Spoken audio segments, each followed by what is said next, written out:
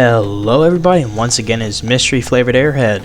So I just finished watching the Game Theory's Deadlock video on TF2 versus Overwatch, and I am extremely disappointed. I know that King Raja already made a video in response to the Deadlock video, but although he did an excellent job representing the TF2 community, he did miss some points. I will try to avoid repeating points that King Raja already made, so I recommend that you watch his video even though you more than likely already watched it before stumbling upon this one.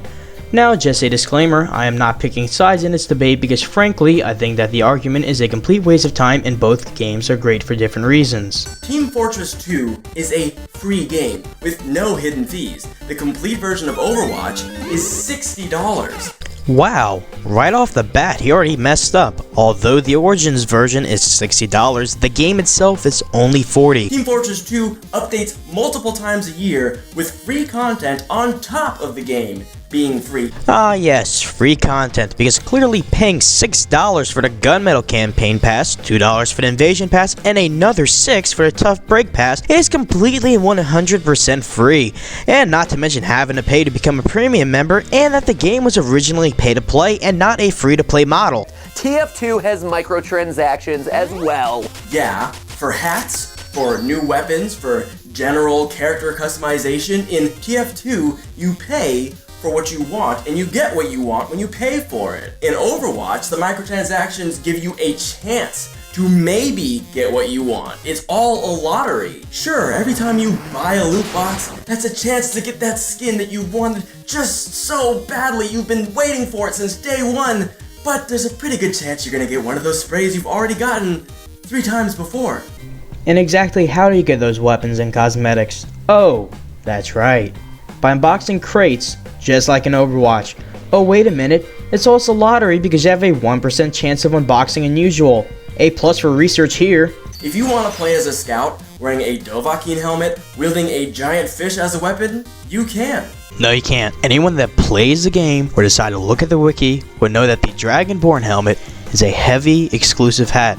Thus, the scout cannot wear it. Like kill-death ratios and rewards for dominating the enemy. Stats and achievements that are directly tied to killing the opponent repeatedly. This makes it much less appealing to play as, say, a healer or other support character, since they're not as likely to get impressive numbers in those areas. As medic, you can dominate players by healing teammates that kill the same player 4 times in a row without you dying to that player. Overwatch is a true team-based shooter, where teams need to be made of a diverse set of heroes and actually work together to succeed in the game. Do I have to explain myself? Considering it's the same game nearly a decade later. They're not the same game. TF2 and Overwatch are played for completely different reasons, so the theorist's logic in treating them as the same game is flawed. TF2 is a casual game where you make wacky loadouts and fool around, not taking the game seriously. Overwatch is much more serious. It's a game where you almost exclusively focus on the objective. Overwatch is in TF2 and TF2 is in Overwatch. 12 maps, again in 2 months after release as opposed to 9 years, but it's quality over quantity. What do you mean quality over quantity? Have you played on Badwater, Upward, Probe, any of the Halloween maps, or any of the other countless maps in the game? These maps are well crafted and aesthetically pleasing, at least in my opinion, but hey, you know what they say, opinions are like buttholes, everyone has one. But Overwatch's characters are just more mobile. They can roll, they can fly, teleport, use grappling hooks. What do you mean by more mobile? The soldier can literally rocket jump from one end of the map to the other in a matter of seconds. He has an escape plan to run faster at low health, the disciplinary action to give himself and a teammate a temporary speed boost. Demo Man has trimping, sticky jumping, the Eyelander, the booties and bootlegger. Pyro has a power jack, dead air jumps, and can rocket jump off air blasted rockets. Scout has the atomizer, the soda popper, winger, and if skilled enough can boost their jump height with the bleed damage from the boss and basher. The spy gains a speed boost from the dead ringer and big earner. The engineer can sentry jump. And finally, the medic can rocket or sticky jump with the soldier or demo man their healing with the quick fix, and run as fast as the scout their healing with any medigun. Overwatchers won't be creating their own unique modes, skins, hosting their own events on their own servers. They can't do any of that stuff.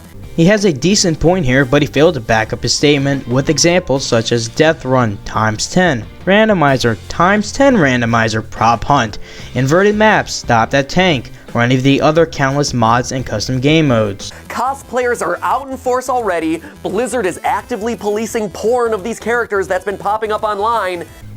He acts like Overwatch porn is a valid argument and implies that porn is exclusive to Overwatch.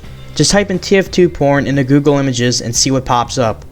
Team Fortress 2, on the other hand, uses a server system on the PC. These servers are hosting specific maps and modes, or rotations of maps and modes, and players can join whichever ones that they want. That way, they can find any set of servers that they really enjoy, stick around for as long as they'd like, and move to a different server whenever they feel like doing something else. Not after the Meet Your Match update. Now there are no longer map rotations, and once the game ends, the server shuts down and you have to leave the server and queue up again to join another game.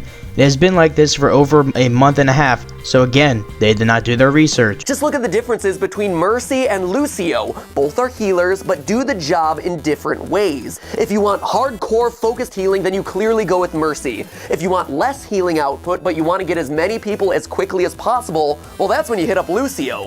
And those differences were derived from the medic's different playstyles. Mediguns are how Mercy heals, the Amputator's Taunt is how Lucio heals, and the Crusader's Crossbow is how Ana heals. And it's also important to note that none of them are a clone. We don't have any Links, Young Links, and Toon Links here, ladies and gentlemen. Each and every character feels unique. So the 9 classes are clones of each other and are not unique then. Okay. I mean, how often have you started a game, gone up against the opposing team, and seen that they have 3 Roadhogs? What else do you do other than sigh, groan, and face roll the keyboard? Oh, I don't know, other than swap the Roadhog's counter, such as Reaper, Pharah, Junkrat, or Zenyatta. There. Problem solved. TF2's modest roster of 9 might not be hundreds deep like other popular franchises such as League of Legends, but it's a finely honed stable of characters which offer a fair, consistent gameplay experience. Fair, consistent gameplay experience sounds a lot like fair and balanced, which I often hear used sarcastically. I cannot quite pinpoint where it is used though. I did not make a montage about it that is linked in the description or available as an annotation on the screen right here. Oh well, guess we will never know. And fixed teams, where you're not going to be thrown onto the enemy side if someone suddenly decides to leave. Finally, that is outdated information. They removed auto balance in the Meet Your Match update. But hey, that's just a video. A reaction video. This argument is flawed.